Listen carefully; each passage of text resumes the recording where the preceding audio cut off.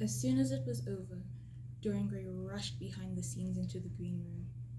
The girl was standing there alone, with a look of triumph on her face. Her eyes were lit with an exquisite fire. There was a radiance about her. Her parted lips were smiling over some secret of their own. When he entered, she looked at him, and an expression of infinite joy came over her. "How badly I acted tonight, Dorian," she cried. "Horribly," he answered, gazing at her in amazement. "Horribly. It was dreadful. Are you ill? You have no idea what it was. You have no idea what I suffered." The girl smiled. "Dorian," she answered, lingering over his name with long-drawn music in her voice, as though it was sweeter than honey to the red petals of her mouth. "Dorian, you should have understood, but you understand now, don't you?" "Understand what?" he asked angrily. "Why I was so bad tonight, why I shall always be bad, why I shall never act well again." He shrugged his shoulders. "You are ill, I suppose. When you are ill, you shouldn't act. You make yourself ridiculous. My friends were bored. I was bored." She seemed not to listen to him. She was transfigured with joy. An ecstasy of happiness dominated her. "Dorian, Dorian," she cried. "Before I knew you, acting was the only reality of my life. It was only in the theater that I lived. I thought it was all true. I was Rosalind one night and Portia the other. The joy of Beatrice was my joy, and the sorrows of Cordelia were mine also. I believed in everything. The common people who acted with me seemed to be godlike. The painted scenes were my world. I knew nothing but shadows, and I thought them real.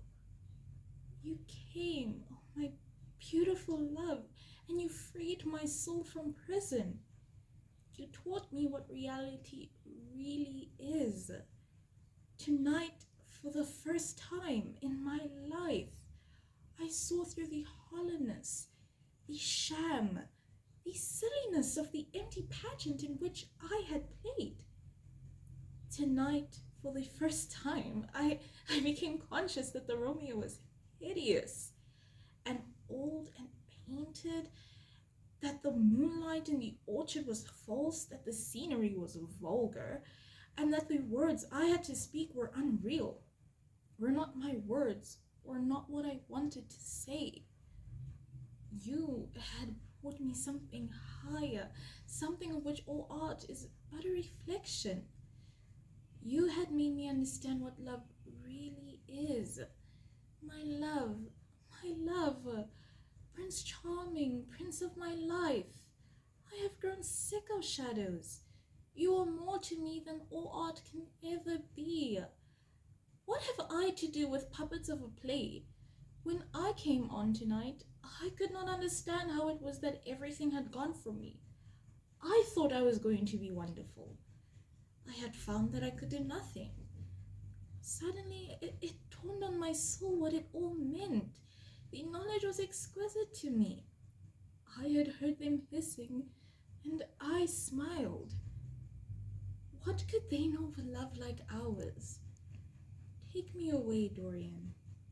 Take me away with you, where we can be quite alone. I hate the stage. I might mimic a passion that I do not feel, but I cannot mimic one that burns me like fire. Oh, Dorian, Dorian, you understand now what it signifies. Even if I could do it, it would be a profanation for me to play at being in love. You have made me see that." He flung himself down on the sofa and turned away his face. "You have killed my love," he murmured. She looked at him in wonder and laughed. He made no answer. She came across to him and with her little fingers stroked his hair.